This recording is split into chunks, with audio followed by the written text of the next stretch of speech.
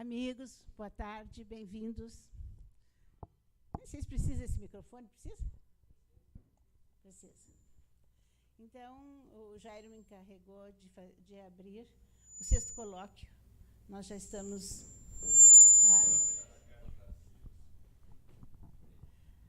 o projeto Canteiro Cultural Leonense prevê 12 colóquios.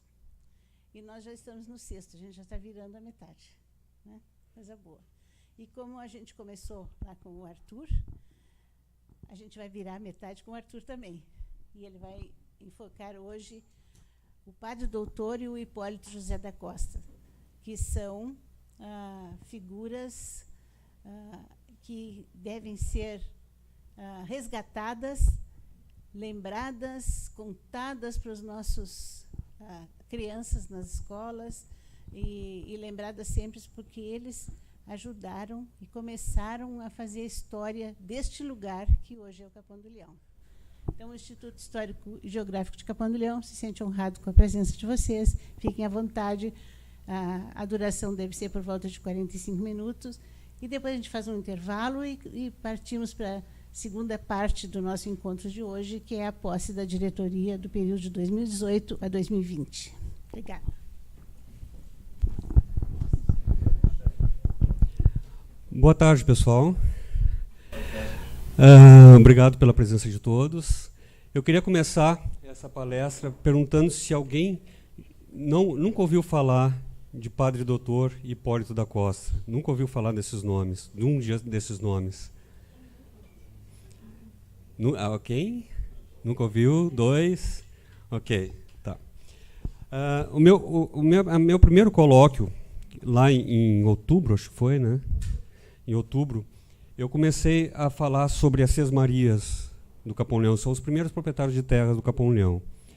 Depois eu fiz um colóquio em fevereiro ou março, não estou bem lembrado, sobre Rafael Pinto Bandeira, que foi um dos primeiros proprietários de terra no Capão do Leão. E agora eu vou falar de Padre Doutor. Padre Doutor também foi um dos primeiros proprietários de terra do Capão Leão. E vou explicar melhor para vocês quem foi essa figura e quem foi Hipólito da Costa, tão conhecido em todo o nosso Brasil e tão importante para a independência do Brasil de Portugal.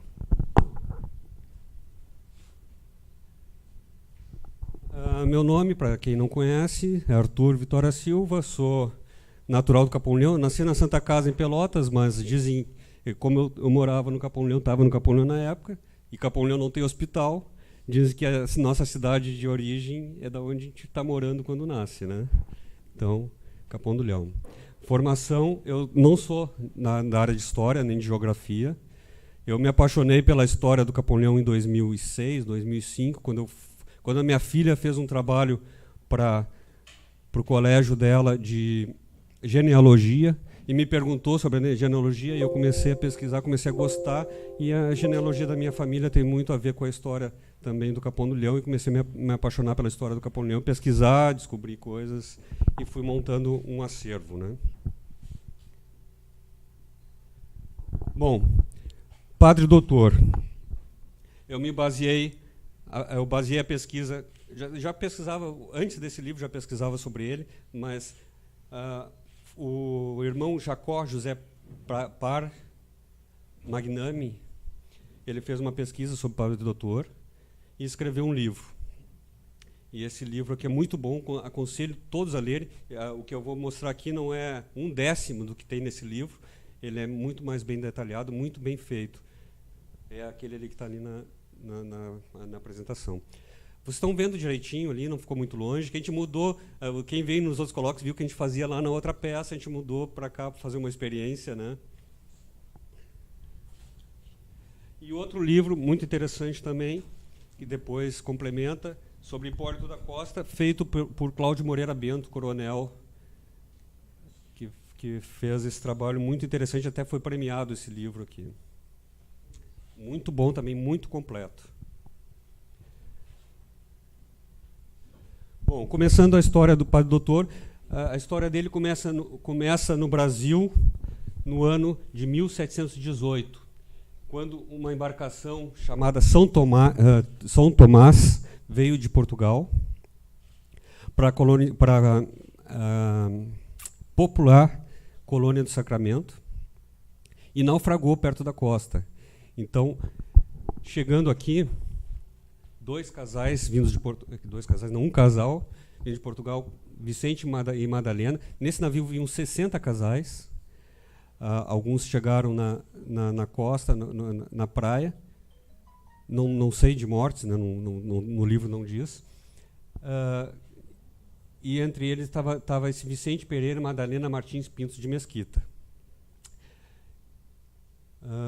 Eles vieram de Alfândega da Fé, distrito de Bragança. E aqui tiveram 7 filhos. Estão eles citados: Bernarda Luiz Pereira, Maria Pereira de Mesquita, Luísa Pereira, Pedro Pereira Fernandes de Mesquita, Antônio Farias Fernandes de Mesquita, Antônia Pereira e Ana Josefa Pereira Fernandes de Mesquita. 2 homens. Os 2 viraram padres. Por favor, me corrija se falhar a voz ou se ficar muito alto. Eu vou falar de 2 inicialmente. Então, os 2 homens viraram padre. O padre Antônio e o padre Pedro Pereira Fernandes de Mesquita, que é o nosso primeiro personagem, que é o padre doutor. E Ana Josefa também, é a irmã dele, que é a mãe do nosso segundo personagem, Hipólito da Costa.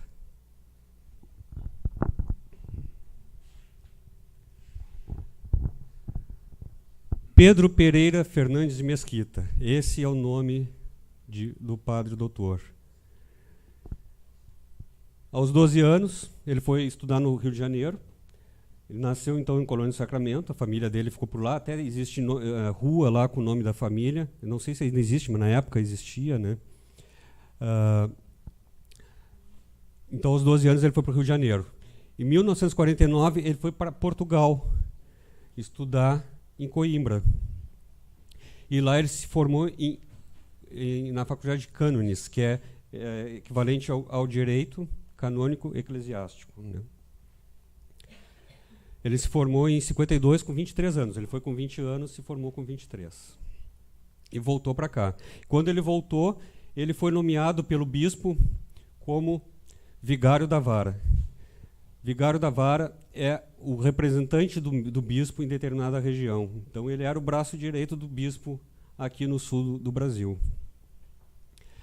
E valeu nomeação por 3 vezes consecutivas.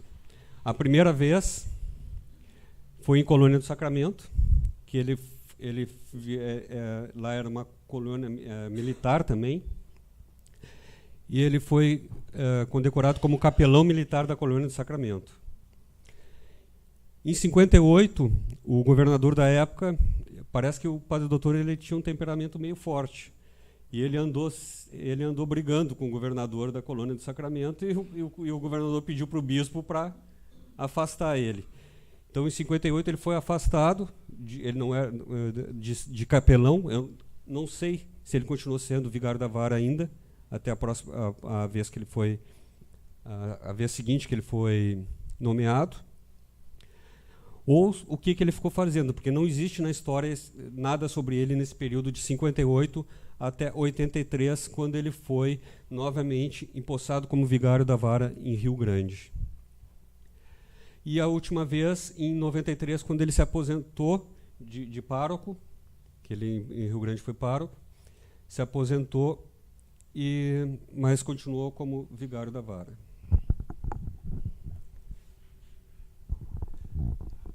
Ana Josefa Pereira Fernandes de Mesquita. Ela se casou com Alferes Félix da Costa Furtado de Mendonça. Alferes não é nome, tá? Alferes é um cargo militar que corresponde ao 2º tenente hoje. E eles se casaram em 26 de julho de 73 e tiveram os seguintes filhos: Hipólito da Costa, que nasceu em 74, Felício Joaquim da Costa Pereira, nasceu em 77, em Buenos Aires, e José Saturnino da Costa Pereira Furtado de Mendonça, que nasceu em 78, em Rio Grande.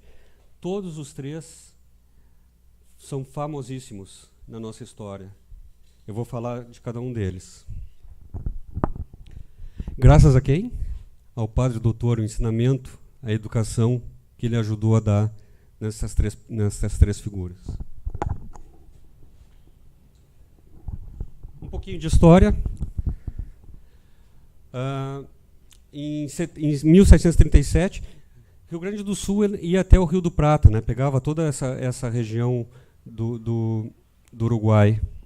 Ia até o Rio do Prata. Colônia do Sacramento, ela é uma cidade que fica no lado norte do Rio da Prata, e Buenos Aires fica no lado sul. Então, as duas são cidades, uma em cada lado do rio.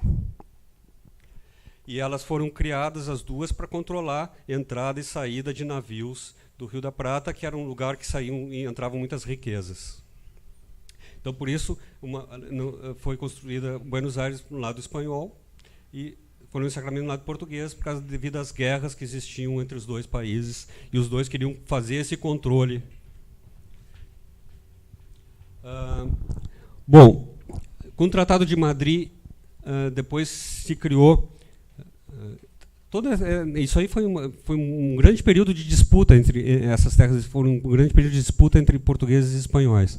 E com o Tratado de Madrid se desenhou mais ou menos o Rio Grande do Sul como ele é hoje, né? Essa separação. Aí se criou um exército demarcador para demarcar essas fronteiras. Olha o nosso trem. Pausa para o trem.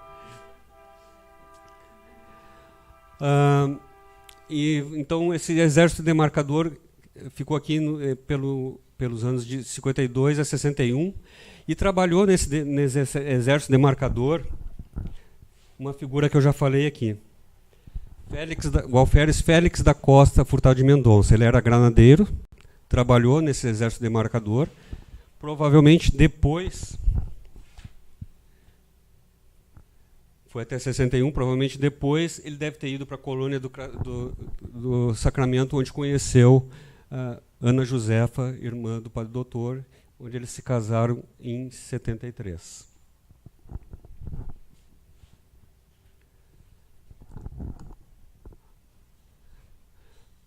Em 63, durante essa demarcação que teve de 52 a 61, aconteceu também a Guerra Guaranítica, onde se destacou o Sepete Araju. Provavelmente Félix da Costa deve ter lutado também nessa guerra, antes de ir para a colônia. Em 63, os espanhóis decidem expulsar os portugueses dessas terras, onde é o Rio Grande do Sul. Invade Rio Grande, invadiram Forte Santa Teresa, invadiram o Rio Grande. Em 63.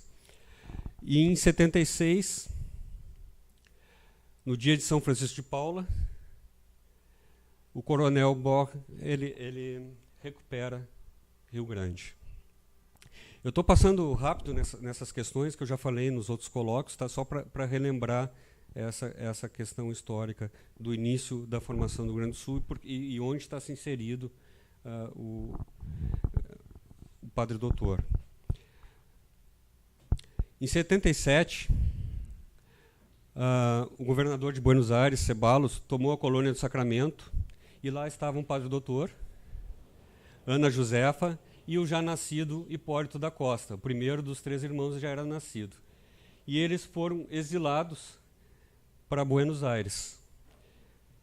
Lá o Padre Doutor escreveu um documento muito importante, que é a relação da tomada de colônia do Sacramento, que está... Quem tiver curiosidade, está descrito nesse livro aqui, no finalzinho tem toda a descrição, como foi essa tomada da colônia de Sacramento. Parece que ele também escreveu um outro artigo da vida dele em Buenos Aires, só que esse aí nunca foi encontrado.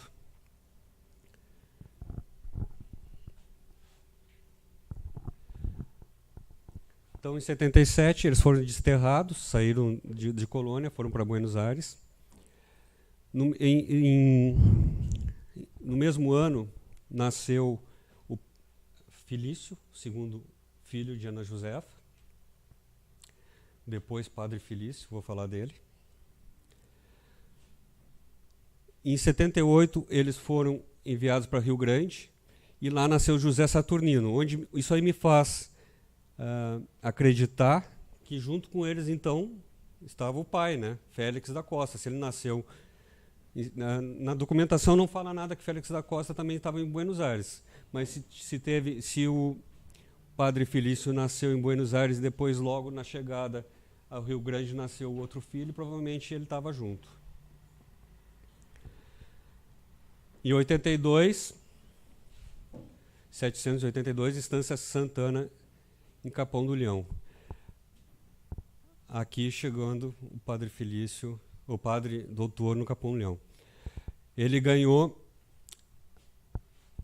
Essa parte da história ela não está muito clara. Alguns autores falam alguma coisa, outros autores falam outra, mas parece que a verdade é o seguinte. Félix da Costa, ele trabalhou junto com o Rafael Pinto Bandeira em algumas ocasiões. Rafael Pinto Bandeira, ele ficou encarregado de distribuição de terras aqui no Pavão. E a Estância Santana, que hoje é a Estância Santa Tecla, no início do Capão do Leão, no lado de lá do arroio, ela estava dentro da Estância do Pavão. A Estância do Pavão vai desde do rio Piratini, na verdade desde o rio Contrabandista, até o arroio São Pedro, não, até o arroio Padre Doutor, que é o mesmo Teodósio, ou na época chamado de São Tomé.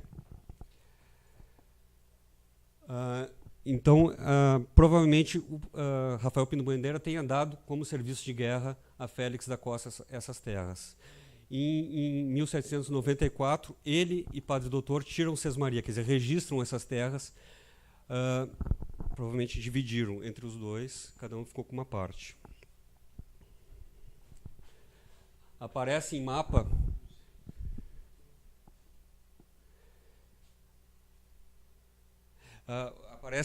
de 1807, uma medição de terras, que foi quando a viúva de Rafael Pinto Bandeira casou novamente. Aparece ali a estância...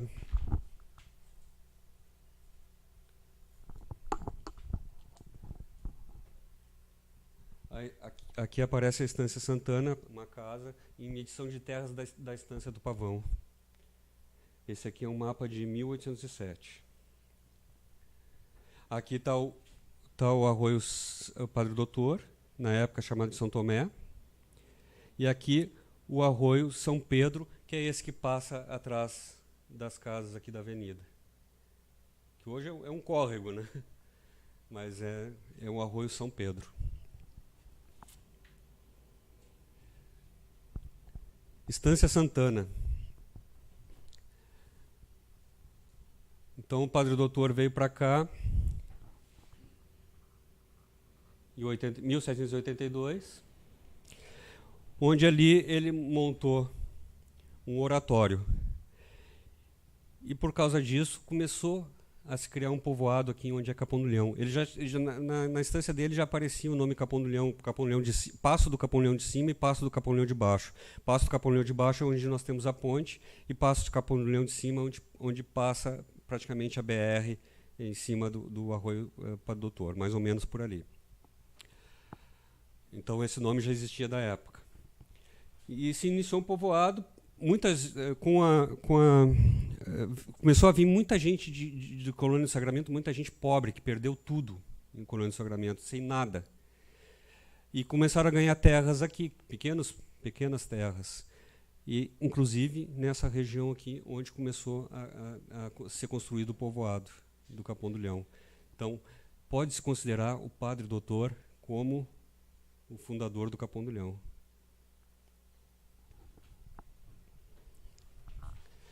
Aqui, na Estância Santana, ele educou os 3 sobrinhos, que foram prodígios. Vou falar cada um deles. E faleceu em 1813. Primeiro dos sobrinhos, Hipólito da Costa Pereira Furtado. Eu botei ali, ó, o leonense fundador da imprensa do Brasil. Vamos lá. Nasceu então, na Colônia do Sacramento, em 74. Ele estava com 3 anos quando a Colônia do Sacramento foi tomada pelos espanhóis. Em 78, ele foi para Rio Grande e logo veio para cá. Diz que com 8 anos ele já estava aqui no Capão do Leão. Então ele passou a juventude aqui no Capão do Leão com estudos do Padre Doutor. Aos 18 anos foi para Coimbra, estudar Direito e Filosofia. E ele deu um pulinho lá nos Estados Unidos, não me lembro se foi antes de ir para Coimbra, foi mais ou menos naquela época. Ele foi nos Estados Unidos e lá ele conheceu algumas obras de George Washington referente à independência dos Estados Unidos e ficou fascinado com aquilo. George Washington parece que era maçom e ele acabou entrando para a maçonaria também.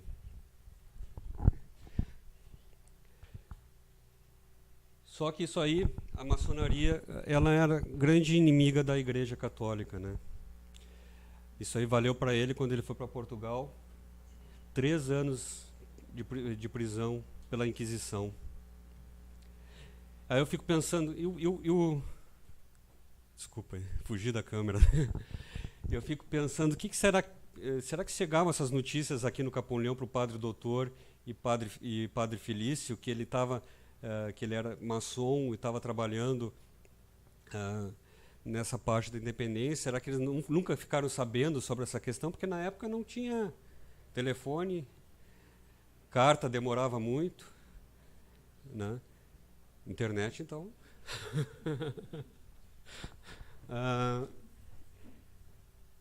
Mas ele ficou apaixonado pela essa questão de independência e pela maçonaria. Ele ficou então 3 anos preso e a maçonaria ajudou depois ele a fugir para a Inglaterra.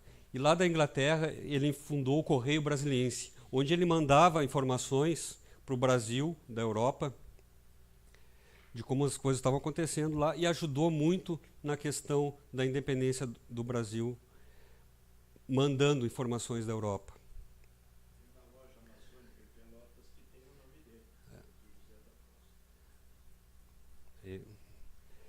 Então, grande maçom Hipólito José da Costa Pereira Furtado. Eu perguntei, será que chegavam as informações aqui? Porque a igreja foi a grande inimiga da maçonaria, né? Será que chegavam as informações aqui porque ele tinha um padre, um tio padre e um irmão padre? Ou se eles eram, de repente, também, mesmo sendo da igreja, davam apoio a essa questão de simpáticos à causa, né? Bom, nós tivemos a independência do Brasil em 1822. Consta em alguma bibliografia que Hipólito da Costa gostaria de ter voltado para o Capão do Leão para passar a velhice aqui, que ele tinha muitas saudades do Capão do Leão. Mas ele morreu em 1823, 1 ano após a independência. Em 1972, o coronel Cláudio Moreira Bento, que escreveu esse livro aqui, ele morreu na Europa, tá? E os restos mortais estavam lá, a família dele é lá, e o coronel Bento queria trazer os restos mortais dele para o Brasil, queria trazer para Pelotas, inclusive, ou Capão do Leão. Ele não especifica bem o local, mas ele queria trazer aqui para a região, porque considerava Hipólito da Costa um pelotense, nós consideramos leonense.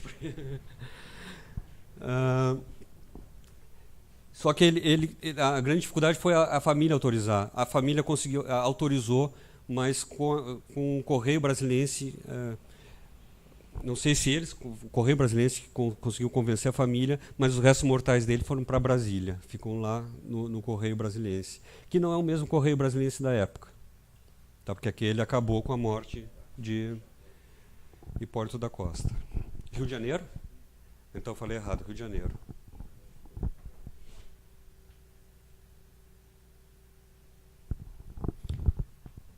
Outro filho, segundo filho, Felício, Padre Felício, grande colaborador, e eu acho que também pode ser considerado um dos fundadores de Pelotas. Tá?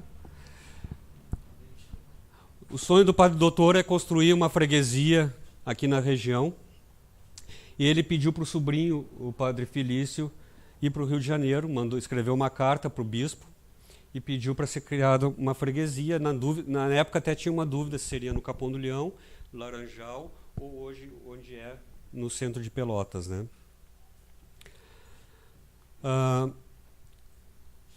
Então ele foi enviado, ele foi para o Rio de Janeiro em 1810, 1811, tem a bibliografia também diferencia se foi, não diz claro se foi final de 1810 ou início de 1811. Só se sabe que em 7 de julho de 1812 foi criada a freguesia de São Francisco de Paula, que é a freguesia que originou a cidade de Pelotas, toda essa nossa região aqui. E Padre Felício foi considerado o primeiro pároco dessa freguesia. É bem interessante a história também, até da criação da igreja. Então, antes de ser criada a igreja, a escolha do local, todas essas questões. E antes de ser criada a igreja, a sede da freguesia foi aonde? Foi aonde? Aqui na Estância. Hoje, Estância Santa Tecla, na época, Estância Santana. Ainda tem ali o oratório e tem também tá fechada, mas existe também uma cacimba que foi considerada milagrosa logo após a morte do padre doutor, que diziam que as águas eram milagrosas, né? Terceiro filho, e não se ouve falar tanto dele aqui, mas também foi uma figura muito importante, que é José Saturnino da Costa Pereira Furtado de Mendonça. Ele também, como os outros dois irmãos, estudou em Coimbra, só que ele estudou matemática. Ele foi deputado na Corte de Lisboa. Ele foi presidente da província de Mato Grosso, que é a mesma coisa que o nosso governador hoje em dia. Ele foi senador do Império. E ele foi ministro da Guerra durante o gabinete de Diogo Antônio Feijó. Então, quer dizer, não foi pouca coisa também, né? Graças a quem? A educação que teve, a base. Graças aos ares do Capão do Leão. Tudo era Rio Grande na época. Aí começou a ser Pelotas por causa do padre doutor e padre Felício.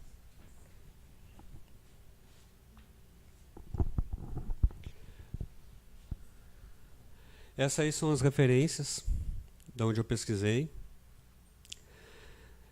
Não sei quanto tempo foi.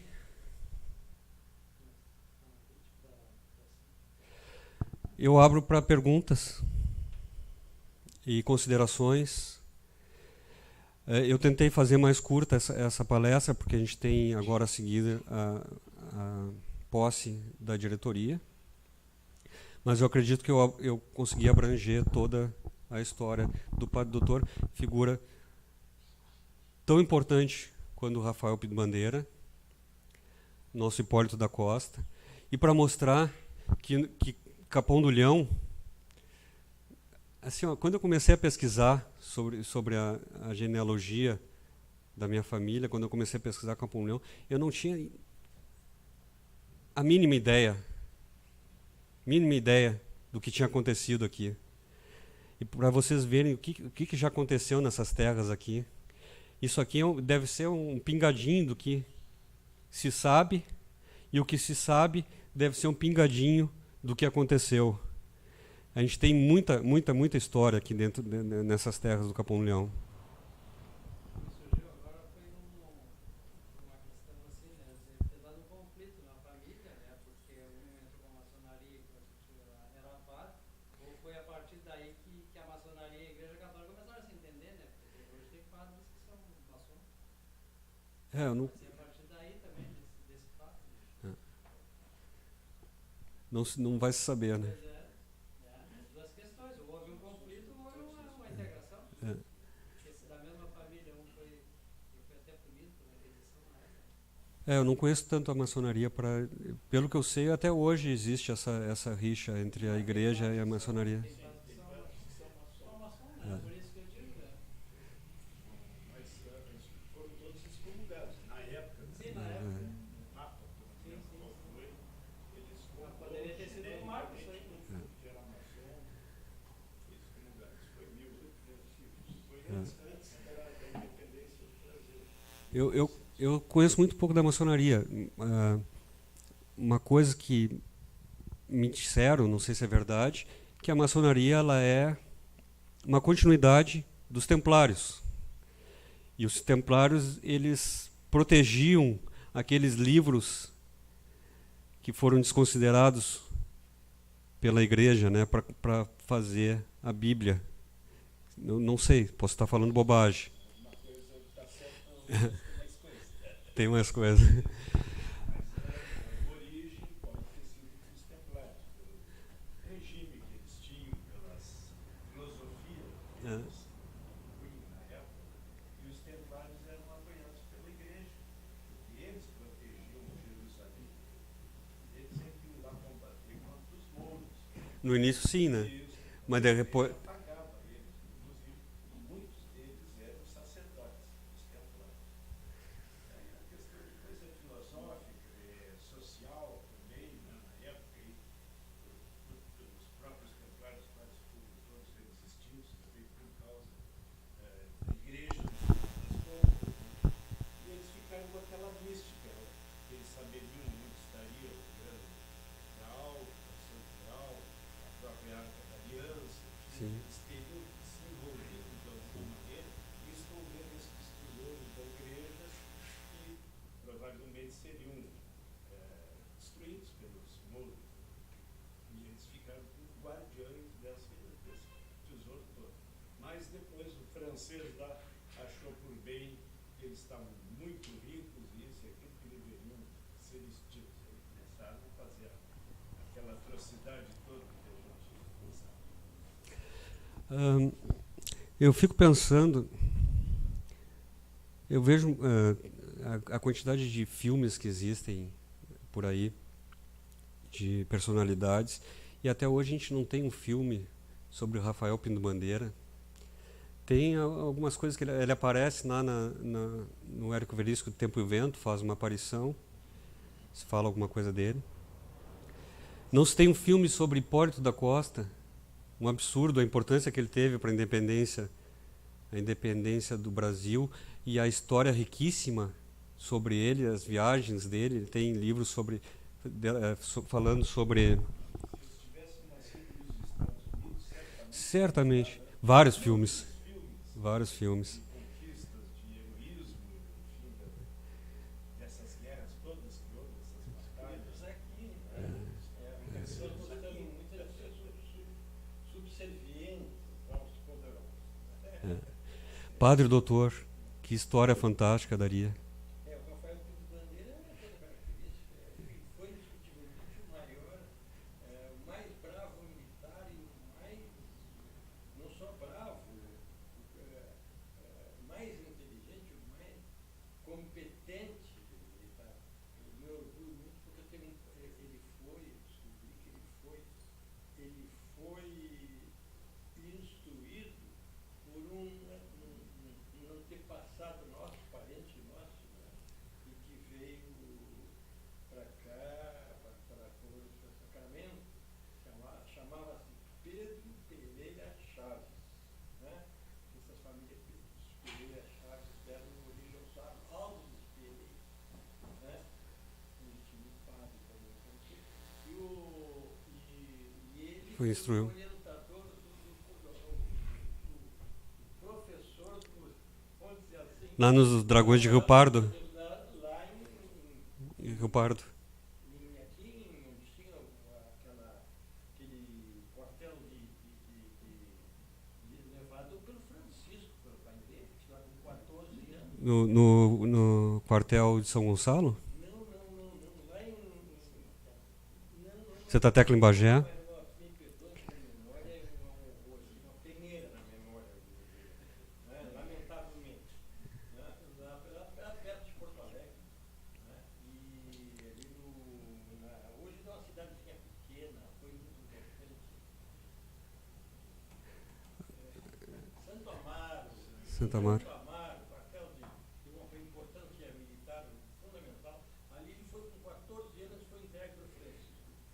foi comandante da companhia na qual ele foi.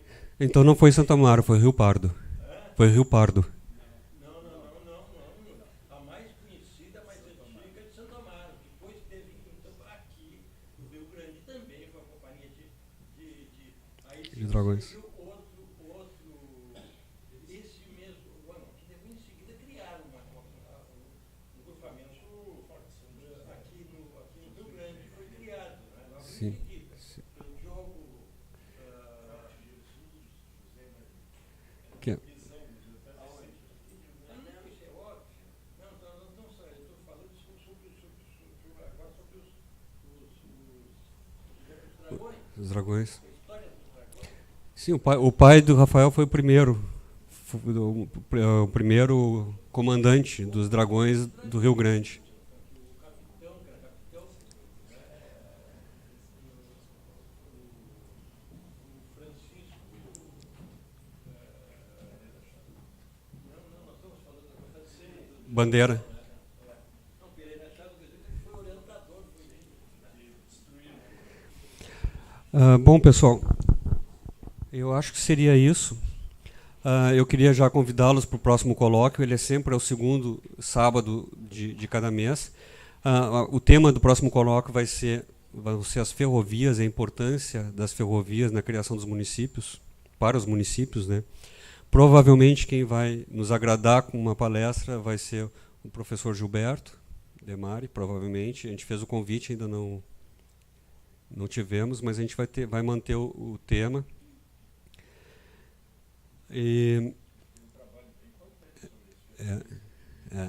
Então a gente queria que ele repetisse. Ele já fez essa palestra lá no Instituto, né? E eu gostaria de agradecer e que ficassem todos aqui para a nossa posse da nova diretoria, que vai acontecer às 5 horas. A gente vai fazer uma preparação rápida aqui e a gente dá continuidade, né? Muito obrigado. Valeu, obrigado.